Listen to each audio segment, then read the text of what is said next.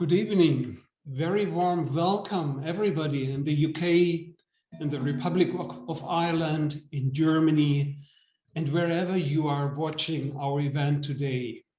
My name is Hans-Georg Tönges. I'm the director of the Goethe Institute Glasgow.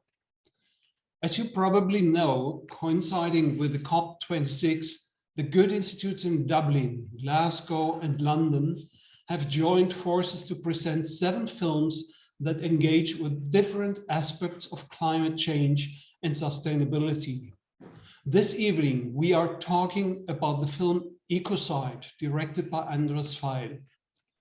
Ökozid, which is the German title, deals with a fictional future global justice case against Germany for failing to cut its CO2 emissions. One of the main protagonists in that film is Angela Merkel, recently seen as a speaker at the World Climate Summit in Glasgow. Her speech caused a lot of disappointment among environmental groups in Germany. And this is where the COP to the film Ökozid may come full circle. Of course, Angela Merkel only represents in this film all statesmen and stateswomen currently present in Glasgow. Even if USA and China are said to have agreed on a reduction in CO2 emissions, doubts remain as to what the outcome of COP26 tomorrow will be. Some were announcing a turning point for humanity. Some demand a green transformation in our economy and society, whilst others see politics, science, and technology as having a duty to drive change. In essence, it is about a fundamental cultural change. As an internationally connected cultural actor, the Goethe Institute has set itself the task of contributing to this. And with this in mind, I'm pleased to be able to announce to you this evening our guests, Andres Veiel and Dr. Rachel Howell.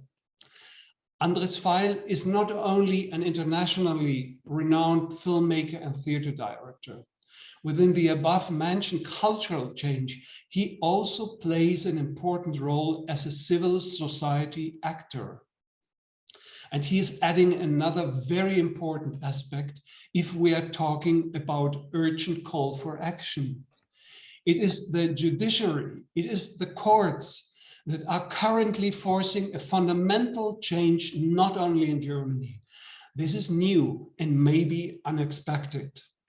Andres' film puts focus on that. The film will still be available to watch for free on our Goethe On Demand website until tomorrow, the 12th of November. I would also like to briefly mention that we have already had 2 other discussions, and the recordings are now available to watch on the Goethe Institute UK YouTube channel. Tomorrow, there will be another discussion about water accessibility in connection with the French film Above Water, Marcher sur l'eau. You can find all the details on our website. Now, my colleagues have asked me to make 2 more technical remarks. We are very pleased that we will have 2 British Sign Language interpreters accompanying the discussion tonight. A big thank to Sarah Meek and Paul Price-Jones. Also, if you could please post your questions in the Q&A window at any time throughout the discussion. There will be time during the talk and towards the end of the session for the speakers to reply to them. Having introduced Andres Veiel, I'm very delighted as well to do the same with Dr. Rachel Howell. Rachel, as environmental social scientist at the University of Edinburgh, with her broad research interests and expertise in the field of lower carbon, sustainable lifestyles, climate change, communications, and energy-related social practices, will lead us through this evening. Finally, before we start, I would like to thank our speakers for taking the time to join the talk tonight. I'm looking forward to an exciting and stimulating conversation with you. I'm now handing over the floor to Rachel, wishing you all a very pleasant talk. Thank you so much, Hans-Georg, and thank you to the Goethe Institute. I'm delighted to have been invited to have this conversation with Andres Veiel. And I'm very grateful, Andres, that you've taken the time to join us. And I'd like to begin by congratulating you on your film. I found it a very interesting film. I thought you did a great job of packing in a lot of information. And let's be clear, this is factual information. It wasn't made up for the film, but you've packed it into a really fascinating and compelling courtroom drama rather than a documentary, which I thoroughly enjoyed. So Andres and I agreed that just in case anyone hasn't yet had chance to watch the film, we'd open with a very brief summary, which I will give, and then Andres will come in and respond to that. So the film is set in 2034, and the scenario is that Germany is being sued by a group of 31 countries from the global south, who claim that Germany has been grossly negligent in terms of climate protection, and they're demanding billions in damages. So the trial is being held at the International Court of Justice, which currently sits at The Hague, but in 2034 in the film has had to move to Berlin because of flooding, probably due to climate change. So we see during the film the arguments for and against this claim against Germany. And unfortunately, we're not really going to be able to discuss this tonight without me revealing the end. So sorry for the spoiler. The claim is upheld. The 31 countries are successful and Germany has to pay damages. But I'm not going to reveal the interesting twist before the end that partly leads to that outcome. We also see some other things happening somewhat in the background. So we see how social media can be manipulated. We see protesters out on the streets. But for me, the key was that courtroom drama and the arguments for and against why Germany is negligent and why they should have to pay damages. And of course, this is not Germany on its own. Germany is being used as a test case. And the plan is that if the case is successful, other countries will be in line next. Andres, what have I left out? What would you see as important? I think it's a perfect summarizing the main issues. So in fact, for us starting the film, it was sure it had to be a film about justice. So when we looked into the huge amount of damages worldwide because of the climate change, we saw, of course, that these 31 nations of the South are really concerned, and they have to pay the bill, to pick up the bill in a way, because their share of CO2 emissions is very low, but the amount of damage is increasingly high. So the question was why the rich countries, they didn't pay up till now, hardly nothing. And on the other hand, the amount of damage is increasing. So this gap should be part of a trial. And but we were a little bit intimidated, because many experts told us it will happen maybe in 10, 15 years. So we set the whole courtroom drama in the year 2034. But actually, now we are caught up by reality, because right now, 2 weeks ago, Vanuatu, a small state in the Pacific, they started to sue, to prepare a very similar case at the International Court of Justice, because they are threatened by the rising sea, and maybe in 10 or 20 years, this island is about to disappear from the landscape. So hurry up, and they did it. And so in a way, we are caught up by reality, and that's amazing, because, and it's threatening at the same time, because It's not happening somewhere in the future, it's happening right now. And the escape, one of the escapes is, of course, in terms of democracy worldwide, we have to have strong international court of justice all over. I think it must be very exciting to find that reality is catching up with what you had imagined as a potential future, but a fictional future at this stage, and to find that actually it's not fictional after all is exciting.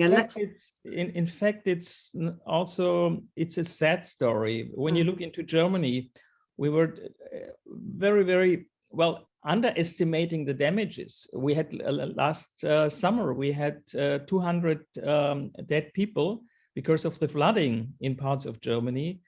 And we thought of something to put it into the film. And we always said, no, people will just tell us you're exaggerating. And so we just put in the film forest fires, we put in the film the scenario of a dry landscape. The calves and the cattle are about to die and not human beings. And now it changed already. So even in terms of Germany, related to the damages in Germany, we are caught up by reality. Thank you for that reminder. It's not just exciting, it's extremely worrying. So given that the case by Manitou hadn't yet been announced, what gave you the idea for this film? Actually, the starting point was for me an experience in 2019 outside of Berlin. It was a very, very hot and dry summer. And I recognized trees with the leaves, they became yellow. In August, we had something like an early autumn scenario, but it was in August, and to see dying trees, and not only one, hundreds of dying trees, and I knew they would never come back, because if a dead tree is a dead tree. And it was so disturbing and irritating, and I had the necessity, suddenly I had the necessity, we have to do something. And I got an offer to make this film in a way, in a very short term, because we knew we have to finish it in 2020 in November.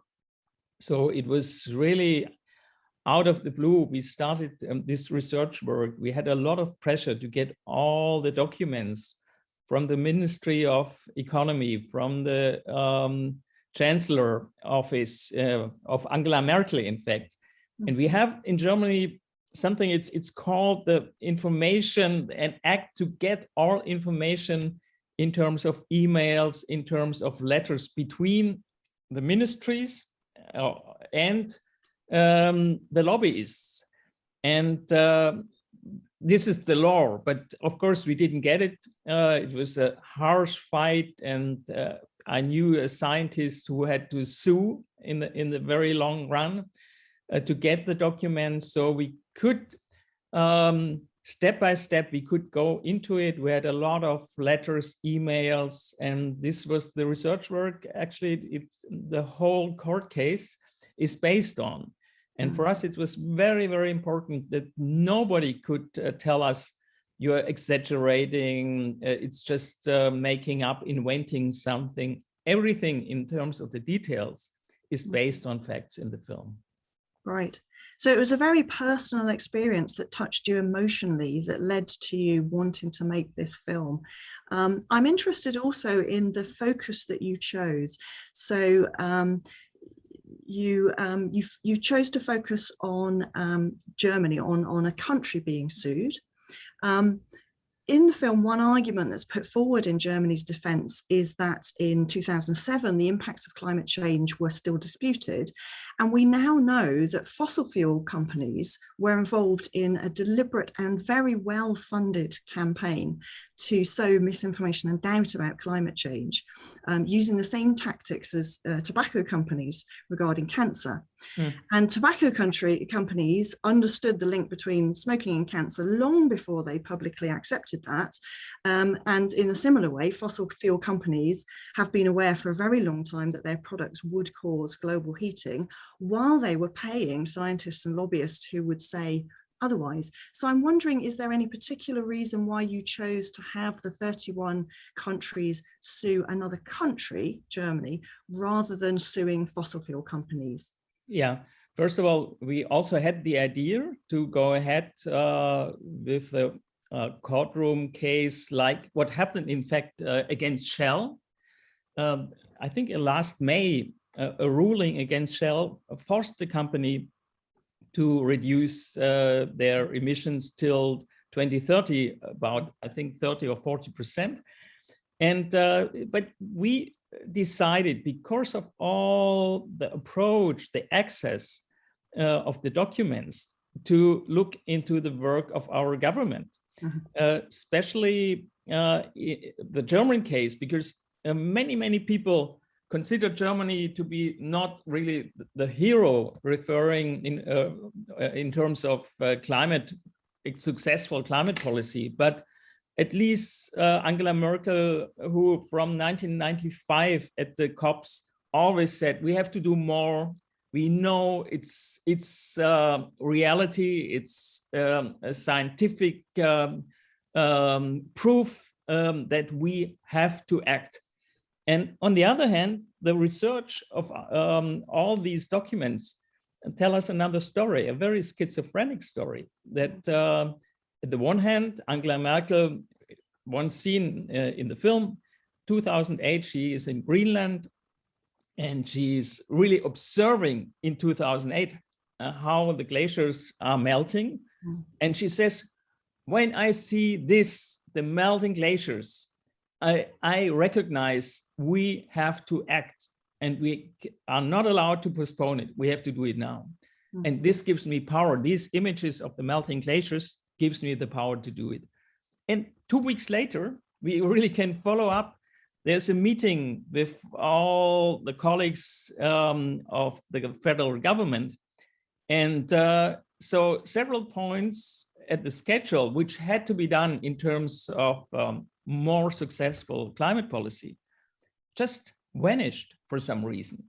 And when you look into the papers, then you see, okay, there was a pressure of some people who are at the backstage. That means the car industry, for example. They put a lot of pressure in terms of easing or postponing acts already prepared by the European Union to strengthen climate policy. What happened? It just vanished for some reason, or at least some items just were, in terms of CO2 emissions, we have to do it a little bit more in terms of the car industry, and because Germany first. This was the headline, in fact, of our research. We hadn't to point at Trump. We can point at the German government. It's in terms of the car industry, in terms also the CO2 emission trading, Germany first. It's interesting you say that, because I had exactly this, the kind of conception of Germany that you mentioned, you know, as a not very up on German policy British person. I think of Germany as a relatively green country because you have green politicians in power. So it's very interesting to hear this different side of it. I'm going to bring in now a question from one of the audience, from Alistair Cameron, which is relevant at this point while we're talking about the data that you used. So Alistair says, we know the fossil fuel industry is ferocious in promoting its own case and, where necessary, falsifying data. How important was it to you, Andres, to avoid cherry picking data to make the outcome successful for the 31 countries? In fact, it was not some sort of cherry picking. It was the factual argument. When you look at the damages and when you look at the consequences of all these damages, we have several studies. For example, one by Greenpeace. By 2040, we will have 200 million refugees because in terms of the climate change. So it's not just happening anywhere. It's happening in Africa, and we will get all these consequences in the center of Europe. Of course, in maybe 2, 4, 5, 6 to 10 years. And so it's an argument, I think also in terms of the ruling, why these, at least now from our point, it's not so likely that we will get this ruling, but when you think about all the consequences, it's rational. It's a very rational ruling. And because just closing the eyes and avoiding the risk of a new law means to avoid, to accept reality.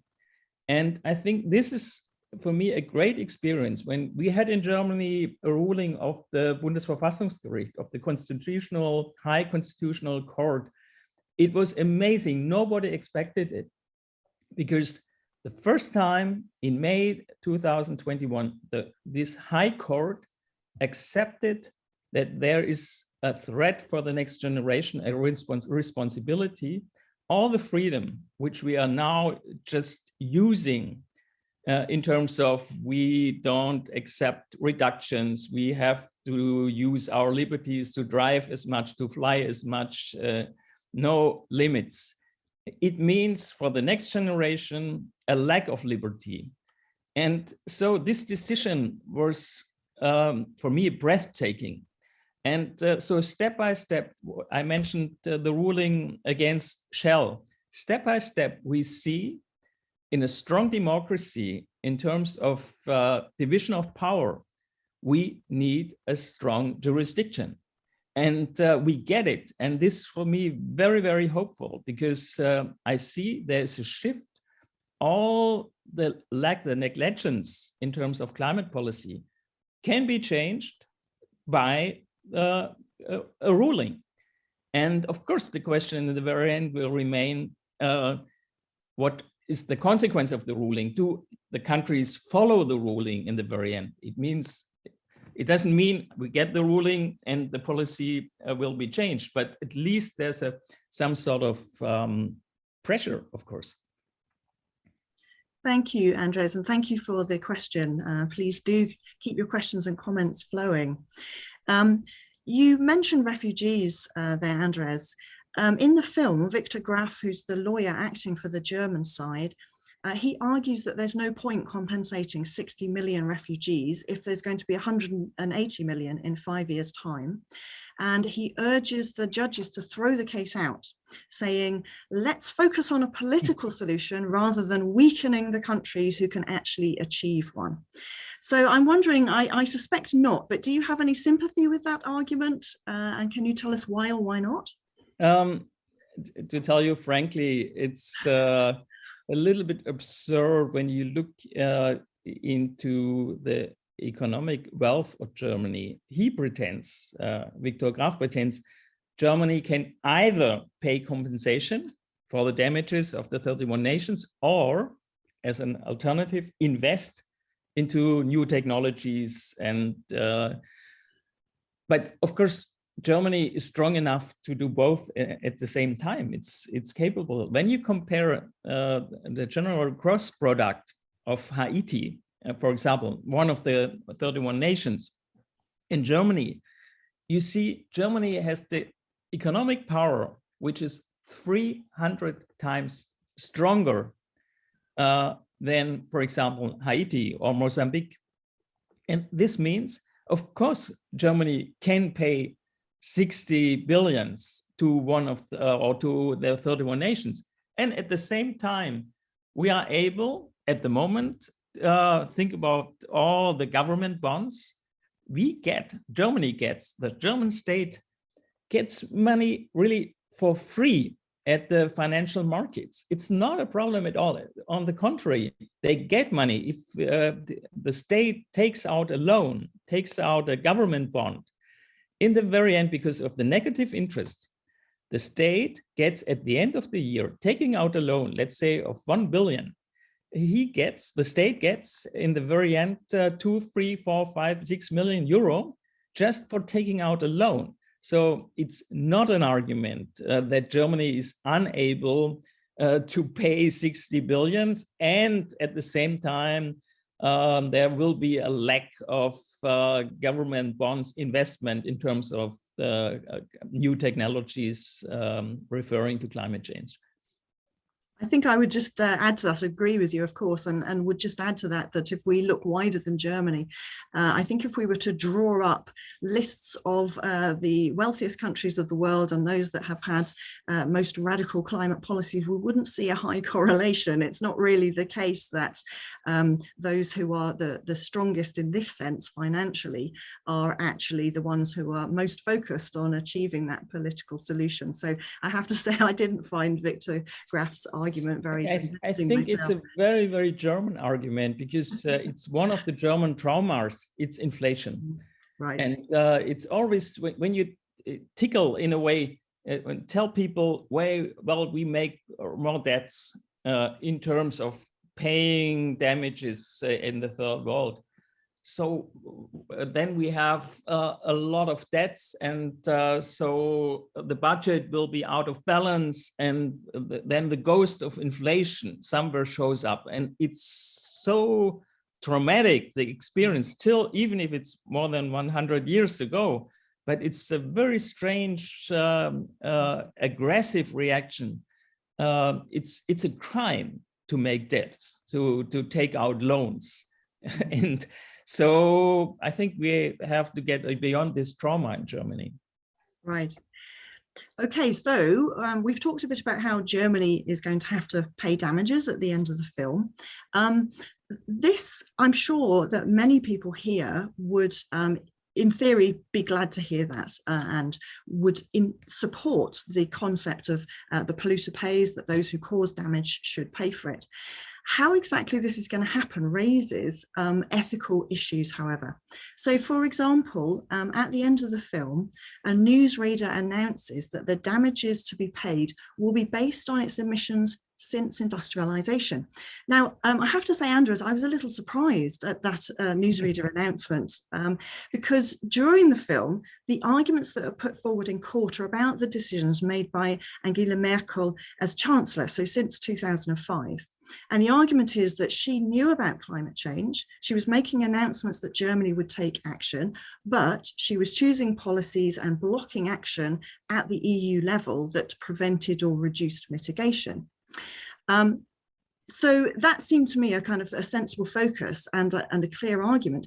But of course, if payments are going to be based on emissions since industrialization, we're looking back much further in time, before climate change was actually really understood to be a problem and before Germany or any other country committed to action. So I'm just wondering what you would say to someone who argues that that is unfair, that it's unfair for a country to have to pay damages when in a period during which they didn't realize they were causing damage. I can imagine, for example, somebody arguing that payments should be based on a shorter time frame, for example, since the first report of the IPCC was published in 1990, which brought the problem to widespread attention, or since 1992, when Germany and others signed up to the Framework Convention on Climate Change. Yeah, I think you will be selected as an attorney of Germany in all these negotiations. Of course, you are right. When you look in the period of time when it means from 1998 till 2020, this is the case. We look into the climate policy of not only Angela Merkel, but also Gerhard Schröder. But the other argument of the 31 nations is, look, the wealth of Germany is based on an exploitation of coal and later fuel of nearly 200 years. Germany could build up, even in the wars, it was different, but more or less it was an increasing development using coal and using fuel in terms of a very, very rich nation. So it's a short-term thinking just reduces to say when it was in the brain of all these people, when they could know, maybe in the 80s, after 1982, maybe 78, something like this, and just reckon these 30, 40 years. But in terms of the wealth and the chances to build up this wealth, And when you look at countries like Bangladesh or Haiti or Mozambique, they were not able to build up this wealth. And so it's a question of fairness. I would put it in the opposite way, in a question of fairness, to say, okay, they couldn't build up the wealth. They can't catch up in a way. Now they have to make the big jump, and we tell them, use wind turbines, don't build up new coal plants, use solar collectors, etc., etc. We push them in this direction. I think this is, of course, a solution, but we should help them, and in a way, not just by exporting our wind turbines in these countries, but really helping them from the scratch in terms of adaptation. And so we have to see it in a longer range of these 200 years. I'm very much inclined to agree with you here. I'd like to stress I'm playing devil's advocate here. I've noticed some friends of mine in the audience, and I'd like to keep them, so let me just make that clear. What this actually reminds me of in some ways is arguments about reparations for the slave trade and also for the damage done by colonialism. So, for example, in my own country, the UK, you know, I and others who are alive now are not responsible for the fact that our country was a major slave trader, and also the British Empire, you know, sucked wealth from the countries that we colonized, and you know, from very unfair trading deals and so on. But nevertheless, I would argue that I and others do benefit from that, you know, I benefit from the wealth that was accrued, both from the slave trade and the British Empire. That's not my choice, but since I do benefit, I would argue that it's quite reasonable to suggest that some of that wealth should now be paid back in the form of reparations. And I think it's very important when we're looking at these questions to recognize that these loss and damage payments to countries such as the ones who are suing Germany in the film should be seen as justice and not charity. You know, it's not an issue of charity here. This is about us making fair payment for the risks that we are imposing on countries and the damages we've already caused. So, sorry, did you want to come in? Yeah, I think when you consider the possibilities in a wider range that other countries can be sued. So Germany is something like the starting point, or not the main course. And the main course could be the US, of course. We mentioned China, we mentioned Russia. And the main question is, even if these countries don't acknowledge the International Court of Justice, we know in similar cases that one of the countries which is really, well, threatened by climate change is able to sue a country even if it doesn't acknowledge the International Court of Justice. And I think this will create a huge shift. So it's a threat. Of course, it's a threat when you consider it's at least a moral issue in the very end. And it's something some countries don't want to get blamed in this way. So it could be change something. You've led very nicely there into my next comment and my next question. So this is about other countries that could be sued. And again, at the end of the film, the newsreader announces that the countries have already filed lawsuits against the USA and China.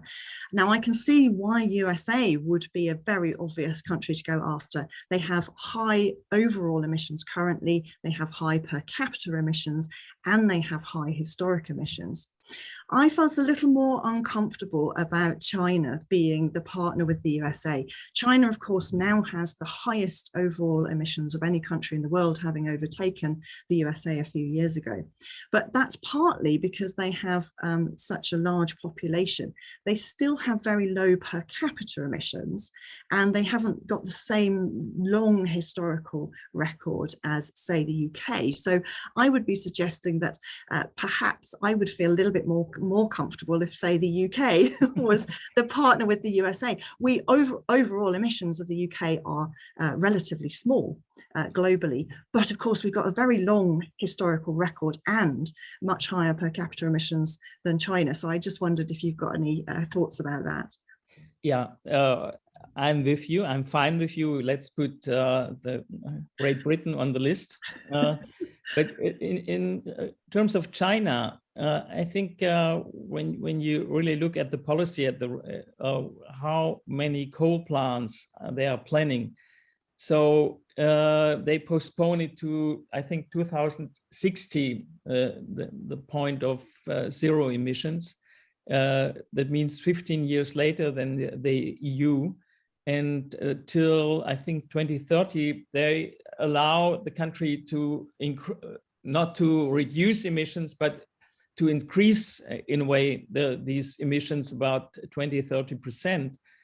So to put some pressure on this sort of ignorance, I think that was one of the reasons why we put China on the list. Right, I know you had a lot of discussions about exactly how you should have the film played. Yeah, I had a great co-writer, Jutta Doberstein, and an excellent team of researchers. And we had night-long debates because we had such a short time for preparation.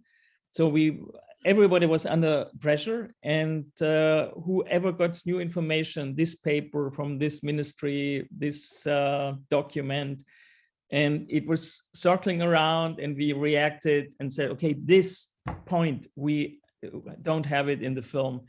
And in the very end, we had to reduce it because the film could be 200 minutes and everybody would fall asleep, so many details. And so how we could bring all these details into a 90 minutes feature at a prime time, this was also some issue. We wanted to reach a lot of people. And we knew it really would create a harsh debate. And in fact, this happened in Germany.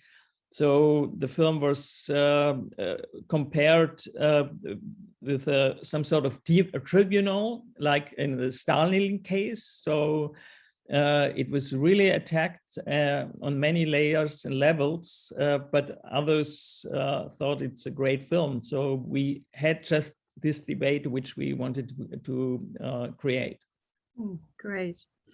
Okay, I've got one more question related to damages and to the fairness of damages. My dad will tell you that ever since I've been a very, very young girl, fairness has been a major concern of mine.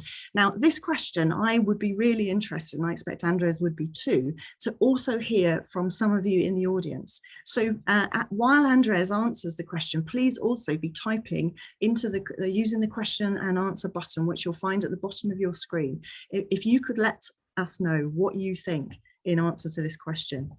So the damages paid by Germany might well be paid by taxpayers. That's one way for Germany to meet the damages.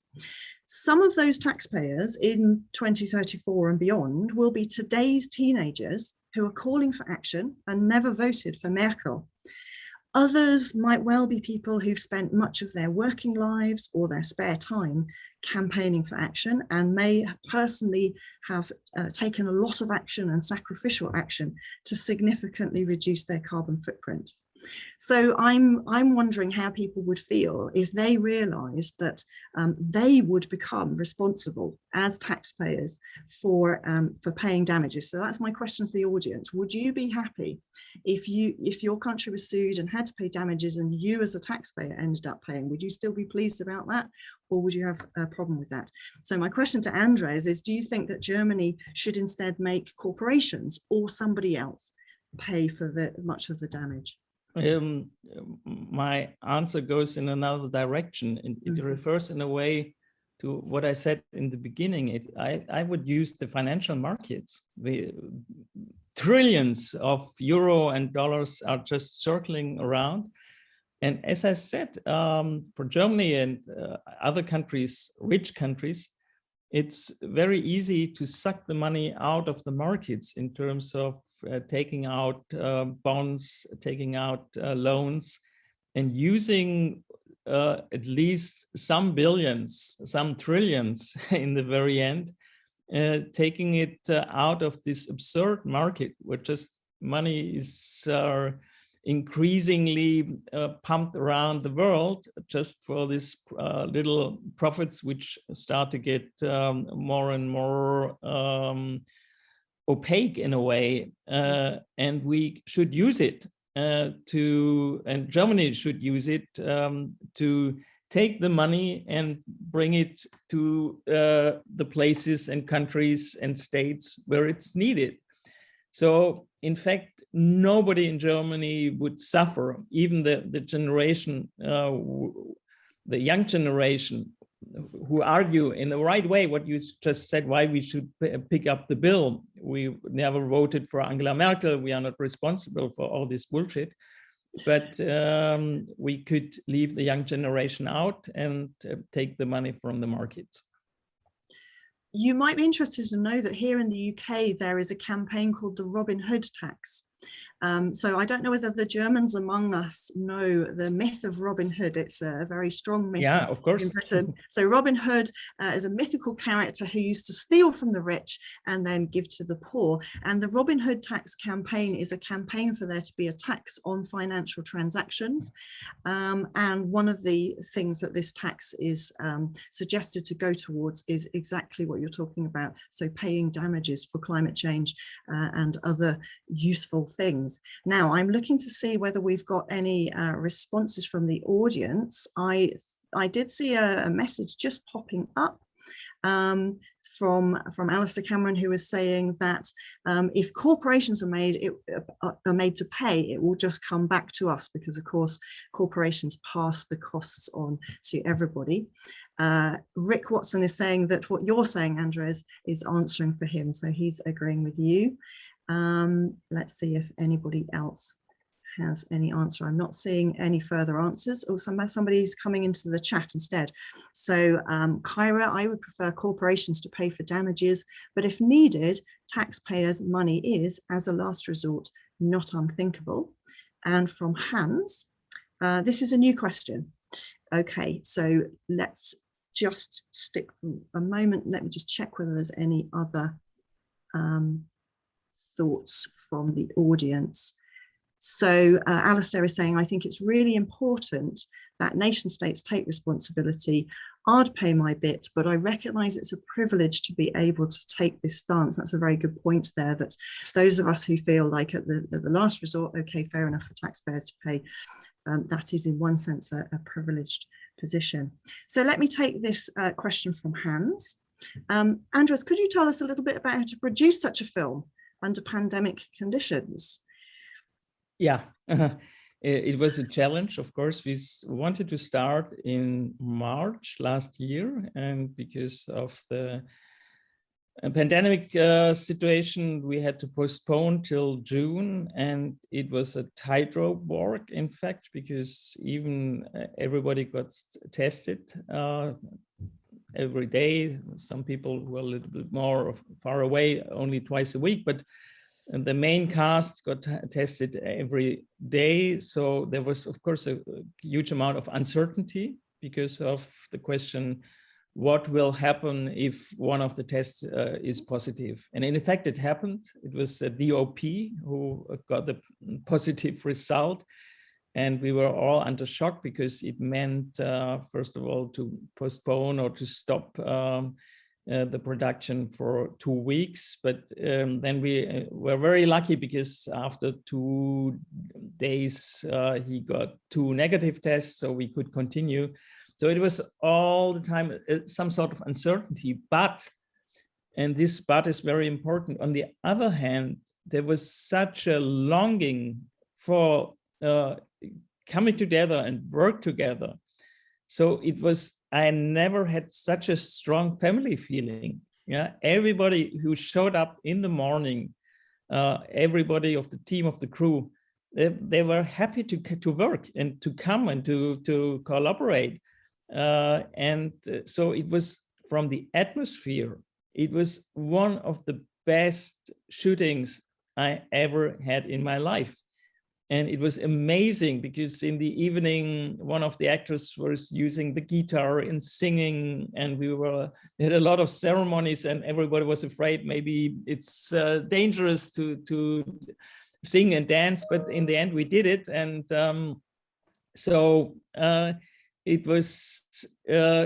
it showed how important for everybody it was, the physical encounter, because everybody had a lot, like what we do now, a lot of Zoom conferences. I did the whole work with the DOP with us on Zoom, yeah, the whole preparation of the film. And the physical encounter, the meeting, the possibility to touch each other and to say hello, it was such a longing. And nobody knew it was just a small period of time where we could shoot, because in autumn, as you might know, the next lockdown brought everything to 0.0 again.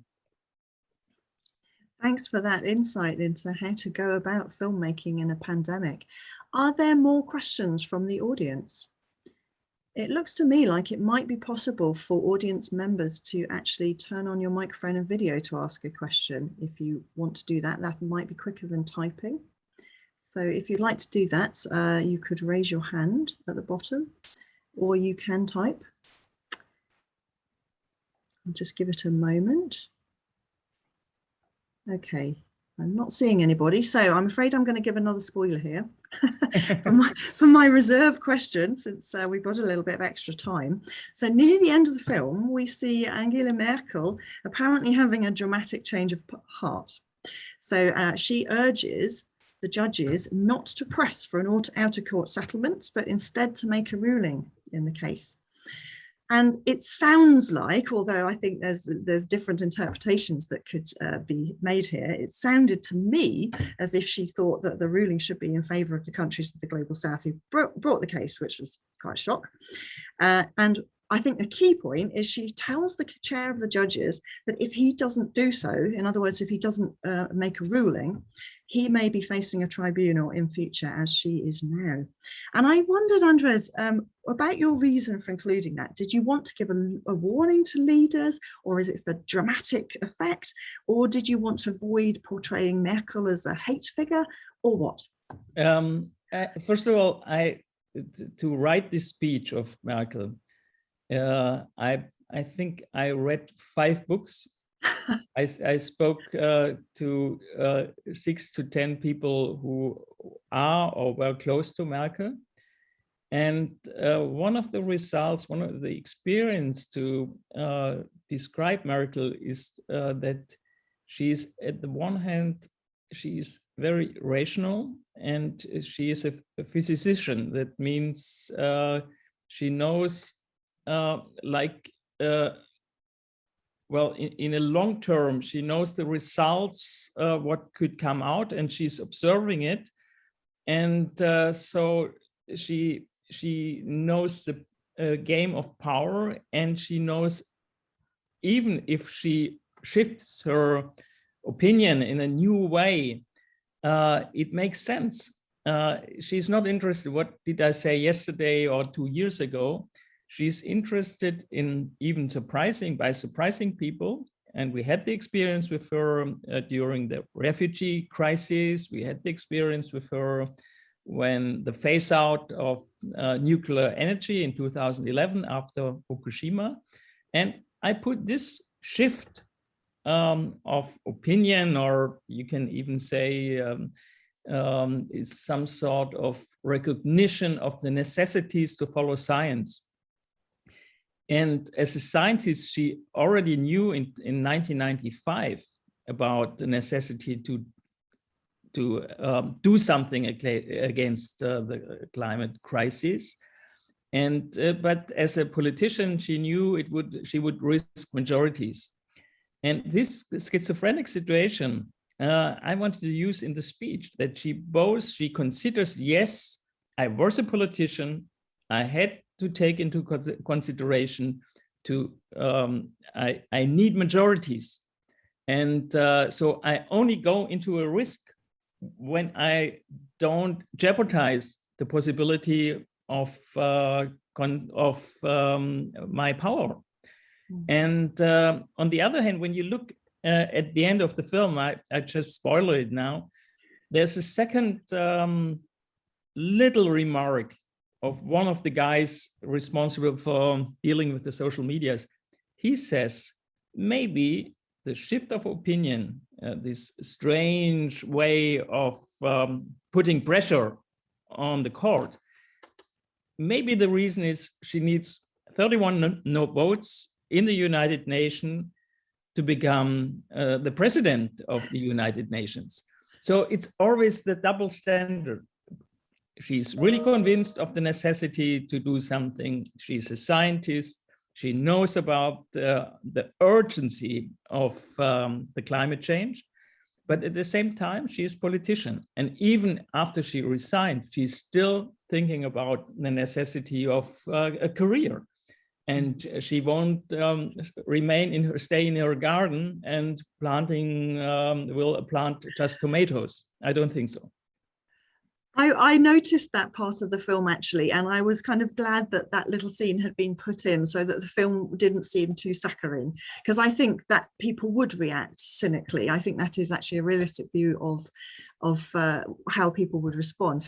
Personally, I would like to hope that she actually did have a real change of heart, so that something perhaps in her Christian background that, you know, actually facing the people who were suffering, hearing from the man from Bangladesh, for example, and of course from the farmer in Germany who also suffered, you know, perhaps there is the hope that it could I think heart. For us, Jutta and I were debating a lot about this speech, and I think it was for us to simplifying just to blame politicians and to point at them, well, it's a total failure, and there's not a little moral standard in their behavior and their acting. And it's it's not complex enough to deal with her, yeah. And so I think it's a necessity to, even if it's somehow utopian, to give her the chance. And I heard from some people around her, she was not amused about it. And I can imagine why, because I fix her in a way. I tell her, and in the future, listen, you have something like a role model now, how you should behave in 2034. And that's not so nice. I think there's a good reason not to be so much amused, because I tell her, this is your chance and use it. Great. Okay. We've got a question coming from Martin, who says, discussions around climate change call on everyone to rethink how they work. For example, fly or drive less. Do filmmakers also have to rethink how they make films? Yeah, that's true, of course. In fact, it's always some sort of doubled moral standards, because on the one hand side, I travel. Of course, I went to festivals in my life a lot, and I love cultural encounters, talking about films and meeting other filmmakers, meeting the audience, not only on the internet. But on the other hand, when I think about my CO2 footprint, it's not low, of course not. But on the other hand, I think we have to be very clear in terms of the emissions. When you look at 100 companies worldwide are responsible for 71% of all emissions. That means Shell, that means China Coal, that means ExxonMobil. And if we just run around, when we all when you are about to run around and we stop eating meat, we stopped flying, we stopped driving a car, we only move around with bicycles. And even then we have a problem with this 100 companies with 70% of the emissions. And there is some sort of, I would say, when you think of BP in Great Britain, they shift the responsibility and they say we are all responsible. It's true, but it's also somehow tricky, because we can point and give it back to BP and to Shell and China Coal, because 70% they are responsible for the emissions. We need a strong policy forcing them to, by emission trading, by other acts and laws to reduce these 70% of emissions. And if the politicians fail, we need strong courts in terms of division of power. And so let's stop eating meat, let's stop flying around, let's talk on the internet, but at the same time, keep on with the pressure on these companies and keep on with the pressure on politicians by new ways of enforcing acts and laws. You've pretty much answered the last question I was going to ask you, Andres. We are almost out of time, so I will still ask that last question just in case there's anything else you want to add. So 1 more minute. Is there anything in particular that you hope people might do, or given what you've just said, that they might campaign for in response to seeing your film? I think it's hopefully people, even there is a lot of information, a lot of details about the German policy and all the neglections of the possibilities of a strict and sincere policy. I think it could bring, and this is my hope, it could bring some oxygen, some fresh oxygen into the brain in terms of analyzing politics and politicians. We can't rely on them.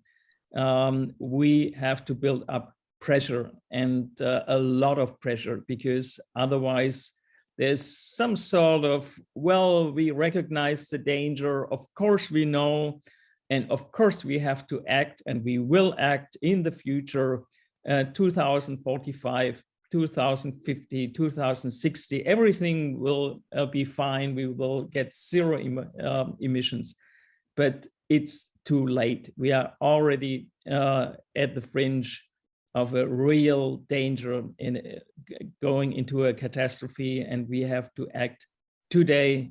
Yesterday, it was the right point, but we missed a lot yesterday. So don't wait for tomorrow, act today.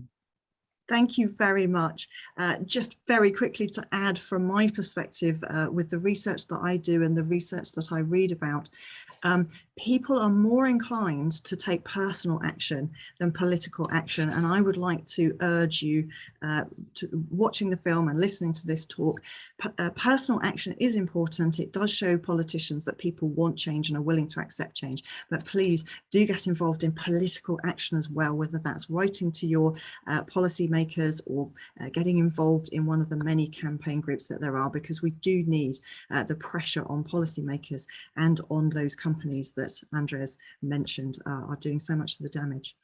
Andres, thank you so much for this fantastic conversation. I've really enjoyed it. I hope the audience has enjoyed it as much as I have. I'm seeing thanks coming in the chat. So I would like to thank everyone here, the audience, the BSL interpreters, the Goethe Institute for inviting us. I'd like to urge you, if you haven't already watched the film, do go and watch it. Even though we've unfortunately revealed some spoilers, there's still plenty in there for you to enjoy and to learn. And there are also other films available from the Goethe Institute. So thank you again, Andres. Yeah, thank you, Rachel. And I think in Germany at least, and I hope also in other countries, it's on Netflix available. So if you are beyond this, I think 48 hours range of availability of the film, you can watch it hopefully on Netflix. And thank you, Hans-Georg and Rachel. It was, you prepared a lot of questions, and I enjoyed it also very, very much talking to you. So I'm going to hand over now if there's anyone from the Goethe Institute who wants to just say anything else. Well, I only can add my very, very great thank for this wonderful preparation, Rachel, and your fantastic insights, Andres. Very happy, let's say, to have shared this conversation, this very pleasant conversation with you. All the best. It was wonderful to see you here. And thank you to the whole audience and to all the questions. Thank you. Have a very nice evening.